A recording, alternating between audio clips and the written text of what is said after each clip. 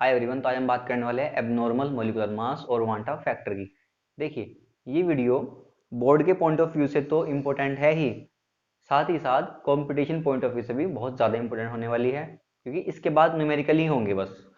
खासकर इसके बाद जो वीडियो के बाद इस चैप्टर के न्यूमेरिकल ही होंगे, दोनों होंगे, बोर्ड में आए हुए भी और कंपटीशन में आए हुए भी। चलिए शुरू करते हैं। देखिए, हमने चारों कोलिगेटिव प्रॉपर्टी कंप्लीट कर ली, है ना। हमारी चारों कोलिगेटिव प्रॉपर्टी कंप्लीट हो गई। हमने वहां पे जो फॉर्मूले ड्राइव किए हैं, फॉर्मूले ड्राइव किए हैं, कौन कौन से फॉर्मूले थे देख लीजिए एक बार। Five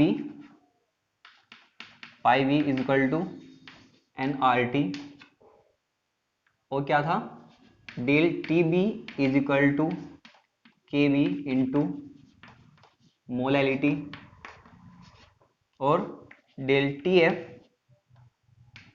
is equal to K F into molality,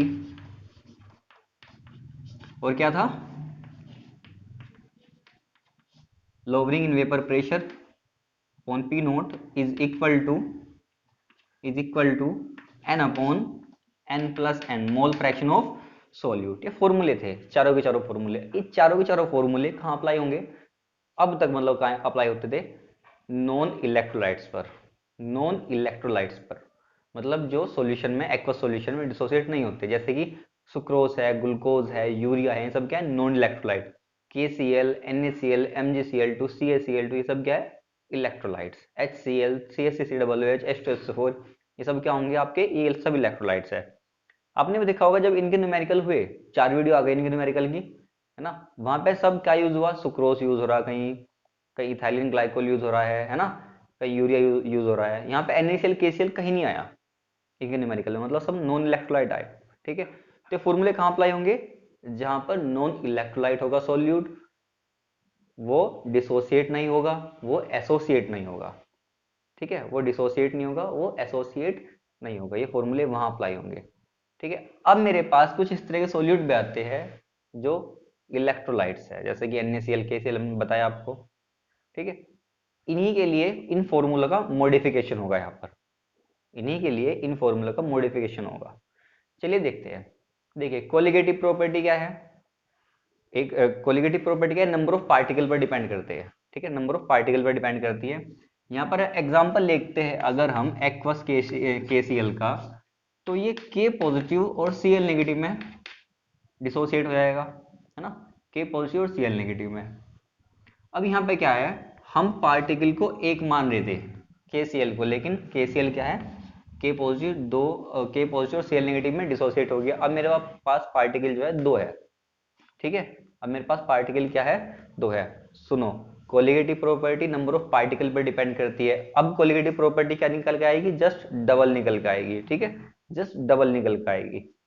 सुनो, अब इन फॉर्मूलों से देखिए जरा, ये फॉर्मूले देखिए जरा। अगर मैं यहाँ पे n की बजाय W अपॉन m करता हूं, तो ऑस्मोटिक प्रेशर m के मतलब मोलिकुलर मास के इनवर्सली प्रोपोर्शनल है। ठीक है, और अब मैं अगर इस मोलिटी की जगह, स्मॉलिटी की जगह लिखता हूं W into 1000 upon m W, है ना, W into 1000 upon m W। यहाँ पर देखिएगा, जो डेल टीवी है वो m के इनवर्सली प्रोपोर्शनल है, डेल टीएफ है वो m के मतलब मोलिकुलर मास के इनवर्सली प्रोपोर्शनल है। इस फॉर्मूले में क्या करते हैं हम, ये n को निगलेक्ट कर देते हैं, यहाँ पे ये वाला n को कैपिटल N देते हैं।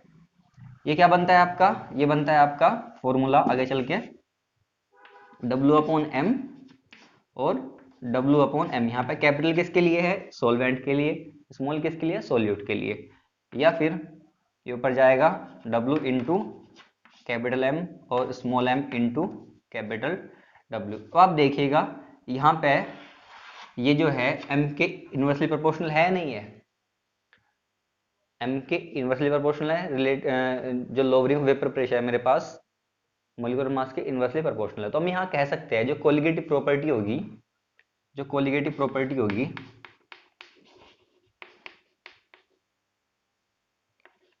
कोलिगेटिव प्रॉपर्टी जो होगी वो मोलिकुलर मास के इनवर्सली प्रोपोर्शनल होती है, मोलिकुलर मास के इनवर्सली प्रोपोर्शनल होती है ना। और जो कोलिगेटिव प्रॉपर्टीज है, कोलिगेटिव प्रॉपर्टीज है मेरे पास, वो प्रोपोर्शनल किसके होती है, नंबर ऑफ पार्टिकल्स के। तो स्टार्टिंग में बताया था हमने नंबर ऑफ पार्टिकल्स के। तो अब दोबारा यहाँ पे आते हैं, हम क्या बात कर रहे थे, हम बात कर रहे थे कि KCl एक पार्टिकल मान रहे थे, लेकिन ये K पॉजिटिव Cl नेगेटिव में टूटता है, डिसोसिएट होता है, तो कोलिगेटिव प्रॉपर्टी जस्ट डबल आएगी। ठीक है, यहाँ पे क्या है, कोलिगेटिव प्रॉपर्टी मोलिकुलर मास के इनवर्सली प्रोपोर्शनल है, तो यहाँ पे मोलिकुलर मास क्या आएगा, जस्ट आधा आएगा। इनवर्सली प्रोपोर्शनल है मतलब ये बढ़ेगा तो ये घटेगा, तो मोलिकुलर मास यहाँ पे क्या आएगा, जस्ट आधा आएगा। ठीक है, देखिए अब हमारे पास कुछ ऐसे सबस्टांस भी होंगे जो एसोसिएट होंगे, है ना, जैसे कि एसिटिक एसिड। और ध्यान दो, एसिटिक एसिड क्या है, नॉन पोलर सॉल्वेंट में एसोसिएट होगा, एक्वस में नहीं। यहाँ हमने क्या एक्वस सॉल्यूशन लिया था KCl का, वहां पे डिसोसिएट हुआ था। यहाँ पे क्या लेंगे, बेंजीन लेंगे, यहाँ पे क्या लेंगे, बेंजीन।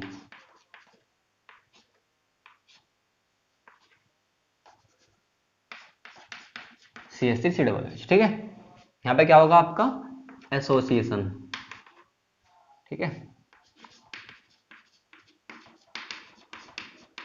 अगर इसको एक्वस में लेंगे तो वाटर के डाई इलेक्ट्रिक कॉन्स्टेंट हाई होने की वजह से यहाँ वहां पे क्या होगा, ये डिसोसिएट हो जाएगा। ठीक है, अब देखो यहाँ पे कोलिगेटिव प्रॉपर्टी की अगर बात करें, यहाँ पे क्या हुआ था, नंबर ऑफ पार्टिकल बढ़ गए थे, यहाँ पे क्या हुआ, नंबर ऑफ पार्टिकल बढ़ गए थे, दो हो गए थे, तो कोलिगेटिव प्रॉपर्टी की वैल्यू जस्ट डबल आई थी। ठीक है, मोलिकुलर मास क्या आया था, आधा आया था कोलिगेटिव प्रॉपर्टी से। यहाँ पे क्या है, नंबर ऑफ पार्टिकल दो मान के चल रहे थे, लेकिन एसोसिएशन की वजह से हो गया एक, तो यहाँ पे अब क्या होगा, यहाँ पे अब क्या होगा, कोलिगेटिव प्रॉपर्टी की तो वैल्यू आएगी कम, मोलिकुलर मास की वैल्यू आएगी ज्यादा। सपोज करो कोलिगेटिव प्रॉपर्टी की वैल्यू आती है x, तो मोलिकुलर मास क्या आएगी 2x। ठीक है, मोलिकुलर मास क्या आएगी 2x। अब देखते हैं एबनॉर्मल मोलिकुलर मास। देखो सबसे पहले तो देखेंगे डेफिनेशन कि एबनॉर्मल मोलिकुलर मास की डेफिनेशन क्या है।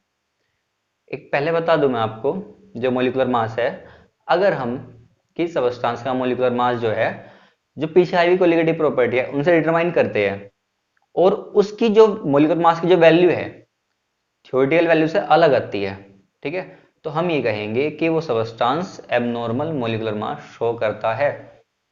ठीक है, when the molecular mass of a substance determined by any of the colligative property comes out to be different than the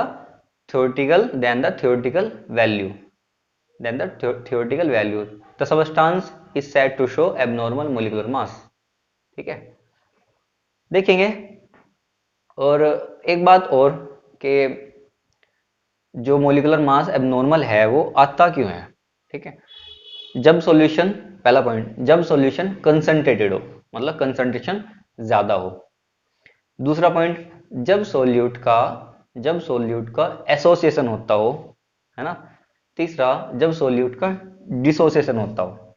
तो तीन रीजन है एबनॉर्मल मोलिकुलर मास के, तीन रीजन है किसी सब्सटेंस के एबनॉर्मल मोलिकुलर मास शो करने के। कौन सा, कंसंट्रेशन, डिसोसिएशन और एसोसिएशन। ठीक है, अब यहाँ पे इंट्रोड्यूस होता है वांटा फैक्टर। यहाँ पे क्या इंट्रोड्यूस होगा, वांटा फैक्टर। 1880 में वांट हाफ ने अपना वांटा फैक्टर दिया, जिसको हम आई से रिप्रेजेंट करते हैं। वांटा फैक्टर कुछ नहीं था, वांटा फैक्टर बस यही था कि जो आपकी एक्सपेरिमेंटल कोलिगेटिव प्रॉपर्टी है और कैलकुलेटेड कोलिगेटिव प्रॉपर्टी है, उन दोनों का रेशो, और कुछ नहीं था। ध्यान दो, वांटा फैक्टर आई बोल दूं मैं इसको, क्या था, experimental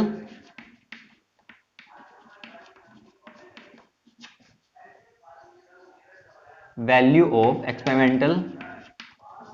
of colligative property,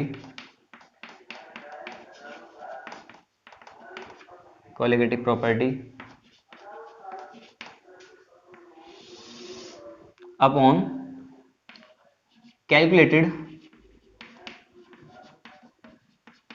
value of colligative property.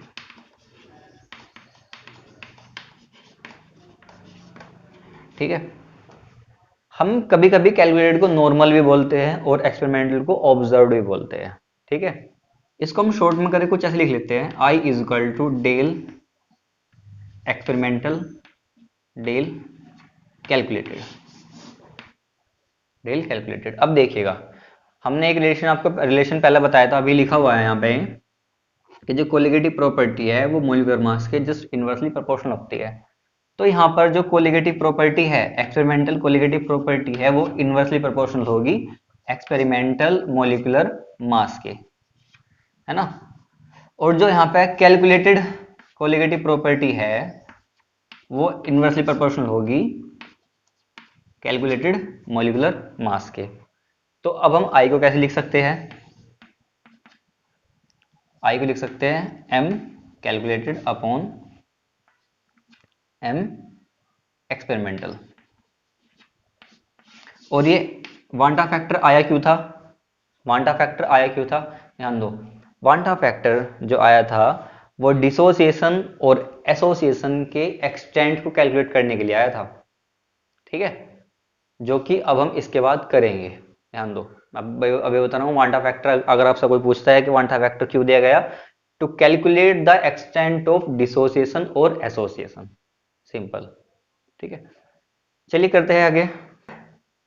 Abnormal molecular mass आने का वो क्या है, डिसोसिएशन। यहाँ पे हम कैलकुलेट करने वाले हैं डिग्री ऑफ डिसोसिएशन। ठीक है, सबसे पहली बात है डिग्री ऑफ डिसोसिएशन होती क्या है, the fraction of the fraction of total substance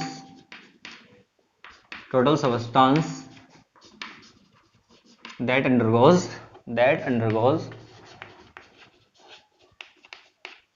dissociation,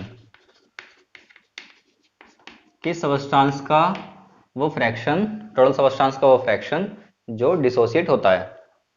ठीक है, हमने क्या मान लिया, एक इलेक्ट्रोलाइट मान लिया AXBY, है ना, AXBY, जो कुछ इस तरह से डिसोसिएट होता है। ध्यान दो, ये कुछ भी हो सकता है, जैसे AlCl3, है ना, Mg3PO4 कोल्ड ट्वाइस। ठीक है, ये जर्नल लिया है मैंने एग्जांपल यहाँ पे, है ना, जर्नल एग्जांपल लिया है, स्पेसिफिक एग्जांपल आगे आएंगे। ठीक है, ये कैसे डिसोसिएट होगा, ध्यान दो, मैंने कह दिया Y पॉजिटिव और B X नेगेटिव। यहाँ पे A कितने हैं, X है, यहाँ पे B कितने हैं, Y है। तो बिफोर डिसोसिएशन हमने कह दिया इसको 1, कह दिया क्या होना ही है 1, और आफ्टर डिसोसिएशन 0 0। अभी ये तो नहीं बने बिफोर डिसोसिएशन, है ना, लिख दो यहाँ पे before dissociation. After dissociation, after dissociation हमने कह दिया इसमें से कुछ कम हुआ, मतलब कोई डिसोसिएट हुआ, हमने कह दिया अल्फा। अब अल्फा यहाँ पे पता क्या है, यहाँ पे अल्फा ही है degree of dissociation, degree of dissociation. Alpha alpha कितने मोल है, x कितने मोल है, y। ये वही है जो x और y है, ये 2 3 होंगे। ठीक है, ये इंटीजर होंगे आगे चल के आपके। ठीक है, तो यहाँ पे अब ये हुआ मेरे पास एक्सपेरिमेंटल वैल्यू, है ना, और ये पहले वाली से कैलकुलेट वैल्यू, पहली वाली कोलिगेटिव प्रॉपर्टी है, क्योंकि हम वहां पे ये देख रहे थे कि डिसोसिएट हो रहा है या एसोसिएट हो रहा है ना, हम बस नॉन इलेक्ट्रोलाइट थे क्या देखते हैं ना, लेकिन यहाँ पे हमें देखना पड़ेगा। ठीक है, अब मेरे पास जो है आई क्या कहता है, मेरे पास आई ये कहता है आई डेल ऑब्जर्व्ड बटे डेल कैलकुलेटेड, है ना। तो यहाँ पे जो डेल ऑब्जर्व्ड होगा वो कितना होगा, वो होगा आपका 1 minus alpha plus X alpha plus Y alpha. Okay, और जो डेल कैलकुलेटेड है वो कितना होगा आपका 1 प्लस 0 प्लस 0। इन दोनों की वैल्यू उठा के यहाँ पे रखो जरा, तो आई क्या हो जाएगा आपका, आई हो जाएगा आपका 1 minus alpha plus X alpha, 1 minus alpha plus के X alpha plus Y alpha upon 1 plus 0 plus 0, या फिर I is equal to 1 minus alpha plus X alpha plus Y alpha. Okay, इसको थोड़ा सही करके लिखो, है ना। एक बात और, चलो मैं आगे बताऊंगा उसको, ये थोड़ा सही करके लिखो। मैं एक काम करता हूँ, इन सब को इधर ले आता हूँ, एक मिनट रुको जरा। चलो यहां से पहले 1 माइनस एल्फा है ना, और इन दोनों में से पहले अल्फा कॉमन लो, प्लस एक्स प्लस वाई, इन दोनों से पहले अल्फा कॉमन लो। ओके, अब मेरे पास ये क्या है, x प्लस वाई, ये टोटल नंबर ऑफ आयन्स है ना, जैसे 2 और 3 5 आयन हो गए, है ना। तो मेरे पास जो x प्लस वाई है, टोटल नंबर ऑफ आयन्स है, मैं इनको n कह देता हूं, है ना। तो अभी फॉर्मूला हो जाएगा आपके पास I is equal to 1 minus alpha plus के n एल्फा। ठीक है, अब क्या करना चाहिए हमें यहाँ पे, अगर मुझे यहाँ पे अल्फा कैलकुलेट करना हो तो मैं यहाँ से इन दोनों में से अल्फा कॉमन ले लूँ, 1 अल्फा, एक मिनट रुको जरा, और बेटर सोचते हैं थोड़ा, सुनो। 1 माइनस, यहाँ पे अल्फा कॉमन लेंगे, माइनस का अल्फा कॉमन लेंगे तो ये जो हो जाएगा ना, ये प्लस का होएगा, जो 1 होगा वो प्लस का होगा। ठीक है, जो 1 आएगा यहाँ पे वो प्लस का आएगा, और ये ध्यान दो जब ये माइनस है तो ये माइनस का हो जाएगा, माइनस का n। ठीक है, देखो मैंने कैसे किया, जब हम मल्टीप्लाई करेंगे ना, minus minus plus minus minus minus plus, यही आएगा। ठीक है, अब हम क्या करते हैं, 1 माइनस एल्फा ही हो गया था। अब जो 1 है मेरे पास, उसको इधर ले जाते हैं, उसको इधर ले जाते हैं, वो क्या होगा आपका, माइनस का हो जाएगा। या एक काम करो, छोड़ो, आई है ना आपका, इस पूरे के पूरे को इधर ले आओ तो ये प्लस का होगा, अल्फा 1 माइनस एन 1 माइनस आई। अब ठीक है, देखो ऐसा नहीं है जैसे मैं कर रहा हूं आप ही करो, मैं तो सोच रहा हूं इसको थोड़ा सिंपल करके लिखा जाए, और कुछ नहीं। तो अल्फा इक्वल टू क्या आएगा, 1 माइनस आई अपॉन 1 माइनस एन। मैं चाह रहा था कि कुछ ऐसे लिखा जाए, ठीक है, जो याद करने में ज्यादा आसान हो। आपसे किसी ने कहा कि भाई आई की वैल्यू ये है और टोटल नंबर ऑफ आयन ये है, ठीक है, तो आप मुझे डिग्री ऑफ डिसोसिएशन बताओ क्या होगा। आप कुछ नहीं करोगे, alpha equal to 1 minus I 1 minus alpha, ये लो, है ना। असल में जो रिलेशन है ना, ये न्यूमेरिकल जो होंगे आपके वहां पे बहुत काम आते हैं। अब तो ऐसे लगता है कि हम थ्योरी पढ़ रहे हैं, कुछ नहीं है, नहीं, इनका जो रिजल्ट है आप प्लीज वो याद रखो, वो ज्यादा बेटर है, कंपटीशन में वही हेल्प करेगा आपके। देखो एक बात और, यहाँ पे क्या हो रहा है, डिसोसिएशन हो रहा है, नंबर ऑफ आयंस बढ़ रहे हैं, नंबर ऑफ आयंस बढ़ रहे हैं। तो यहाँ पे जो डेल ऑब्जर्व्ड होगा, यहाँ पे डायरेक्ट क्वेश्चन आने की बहुत बहुत उम्मीद होती है, ये पॉइंट इंपॉर्टेंट है, ध्यान दो। जो ऑब्जर्व्ड कोलिगेटिव प्रॉपर्टी है मेरे पास, और जो कैलकुलेटेड कोलिगेटिव प्रॉपर्टी है मेरे पास, सोच के बताओ क्या होगा इनमें रिलेशन, ये बड़ी होगी या ये बड़ी होगी, मतलब किसकी वैल्यू ज्यादा होगी। ध्यान दो, नंबर ऑफ पार्टिकल बढ़ रहे हैं ना, तो यहाँ पे जो डेल ऑब्जर्व्ड होगा ना वो बड़ा होगा, जब जो डेल ऑब्जर्व्ड होगा वो बड़ा होगा। बोर्ड में कंपटीशन में कई बार क्या करते हैं, ये देते हैं कि इनमें से बताओ कौन सा सही है डिसोसिएशन के लिए, बराबर, छोटा या बड़ा, या इनमें से कोई नहीं।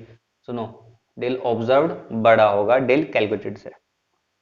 ठीक है, एक बात और, अगर उसने ये ना दे करके आई की वैल्यू पूछ ली, चार ऑप्शन दे दिया आपको, चार ऑप्शन में आपको क्या मिला, चार ऑप्शन में आपको ये मिला कि I is equal to 1, I less than 1, I greater than 1, and none of these, कुछ इस तरीके से।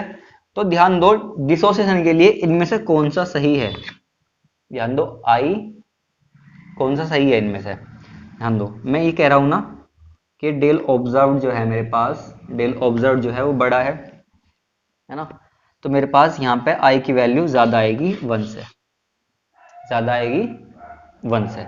आप चाहे यहाँ पे रख कर देख लियो, डिसोसिएशन में ये रिलेशन ठीक होता है, एसोसिएशन में ये वाला, ठीक है, और जो नॉन इलेक्ट्रोलाइट का केस है उनमें ये वाला। फटाफट से बात एसोसिएशन ही करते हैं। और यहाँ पे जो डिग्री ऑफ एसोसिएशन हम कैलकुलेट करेंगे उसको भी हम अल्फा से रिप्रेजेंट करेंगे। चलिए देखते हैं, ध्यान दो क्या होता है degree of association. The fraction of total substance that exist in the form of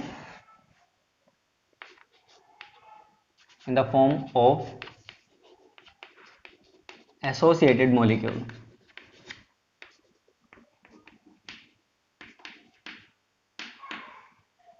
ठीक है, ये क्या हो गया आपकी डिग्री ऑफ एसोसिएशन। एक हम यहाँ पे कोई भी मॉलिक्यूल लेंगे, मैं एक रहता हूँ, है ना, वो हम यहाँ एन लेंगे, हमने कह दिया हमने एन लिया, अब वो क्या हुआ, उसका हो गया एसोसिएशन, है ना। भाई कुछ ऐसा ही होगा, ध्यान दो, ये कुछ ऐसा ही होगा। हमने यहाँ पे हम अगर एसिटिक एसिड का एग्जांपल लेते हैं आपको, ठीक है, और A2A ले लिया हमने तो वो कुछ ऐसा दिखाई देगा। यहाँ पे 3 ले लिया हमने तो वो कुछ यहाँ पे ऐसा दिखाई देगा, है ना। तो अब उस तरह से हमने जनरली क्या ले लिया, N ले लिया। अब हम क्या करते हैं, पहले जैसे बिफोर एसोसिएशन 1 मानेंगे, 1 कहेंगे, अभी 0 हुआ, अभी एसोसिएट हम कहेंगे नहीं हुआ। आफ्टर एसोसिएशन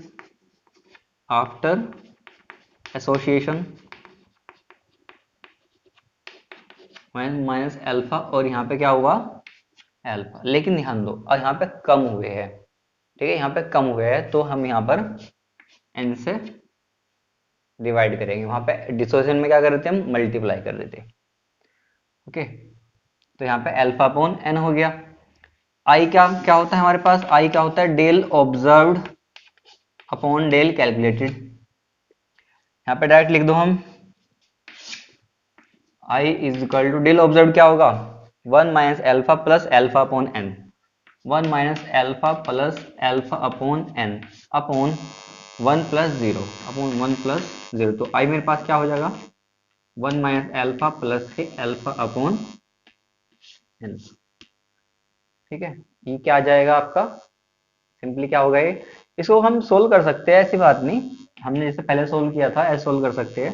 ध्यान दो 1 माइनस अल्फा है, यहाँ पे हम अगर अल्फा कॉमन लेंगे तो मेरे पास क्या होगा 1 माइनस के अल्फा अपॉन एन बच जाएगा, है ना, नहीं सॉरी अल्फा कॉमन आ गया था ना, तो यहाँ पे 1 अपॉन एन होगा। ठीक है, आई हम क्या करते हैं इस पूरे के पूरे को इधर ले आते हैं तो ये प्लस का होगा, तो अल्फा 1 माइनस के 1 upon N is equal to 1 minus I van't Hoff factor. ठीक है, और उसके बाद अल्फा, इसको थोड़ा अच्छे से करके लिख लो, एलसीएम ले लो तो ये हो जाएगा आपका 1 minus 1 upon N 1 minus I, और आगे कर कैसे लिख सकते हैं alpha is equal to 1 minus आई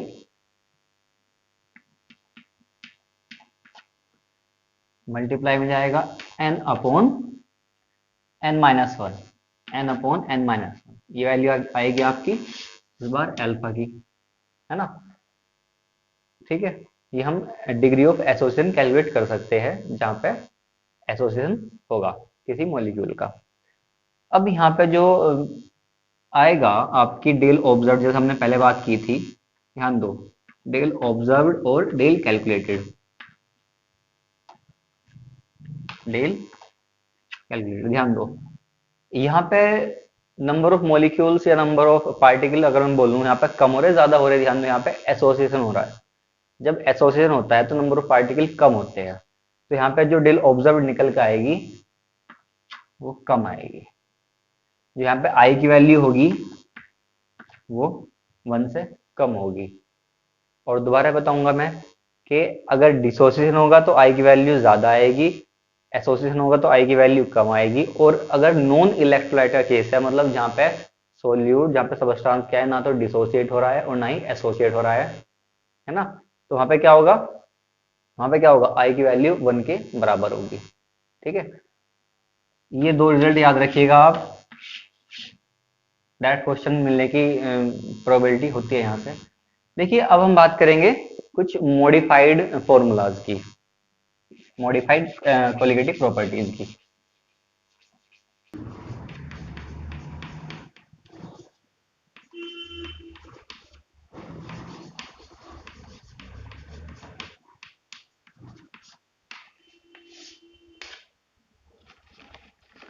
देखिएगा यहाँ पे modified expression of colligative property, देखिए फॉर्मूले तो वही रहेंगे, वहां पे क्या होगा, बस यहाँ पे क्या होगा, वांटा फैक्टर की जो आई की है मल्टीप्लाई हो जाएगी, वांटा फैक्टर की मल्टीप्लाई हो जाएगी। देखिए सबसे पहला मेरे पास क्या है, 5 इक्वल टू एनआरटी। अगर आपके याद हो तो ये ऑस्मोटिक प्रेशर का फॉर्मूला है, यहाँ से हम ऑस्मोटिक प्रेशर फाइंड आउट करते हैं। अगर मेरे पास इलेक्ट्रोलाइट है तो मेरे पास अब फॉर्मूला ये होगा, ठीक है। एक और था आपके पास, चार थे ना, K B into molality, W into 1000 upon M और डब्ल्यू। अगर इलेक्ट्रोलाइट है तो आप यहाँ पे अब आई की मल्टीप्लाई करोगे। ऐसे डेल टी एफ था, del T F depression freezing point I K F into W into 1000 upon M W. और ऐसे आपका लोवरिंग ऑफ वेपर प्रेशर का था, P nought upon P S upon P nought is equal to, यहाँ पे था आपका mole fraction of solute, mole fraction of solute, या उसको हम फॉर्मूले से लिखते हैं n upon n plus n। यहाँ भी हम i से मल्टीप्लाई कर देंगे, वांटा फैक्टर से मल्टीप्लाई कर देंगे। ये चार फॉर्मूले थे। देखो फॉर्मूले तो वही है, यहाँ पे कुछ भी नहीं करा आपने, बस यहाँ पे आपने आई की तो मल्टीप्लाई की है, बाकी तो कुछ भी नहीं किया, ठीक है। ये फॉर्मूले आपको याद रखने हैं और इन्हीं फॉर्मूले से आपके न्यूमेरिकल्स भी होंगे। और ध्यान दो एक बात और, क्वेश्चन सॉल्विंग अप्रोच डेवलप करो, ठीक है। क्वेश्चन को हम सोल्व कैसे कर सकते हैं, ठीक है। ये फॉर्मूले है फिलहाल इस वीडियो में हम इतने रखेंगे। नेक्स्ट वीडियो में हम केवल और केवल न्यूमेरिकल करेंगे।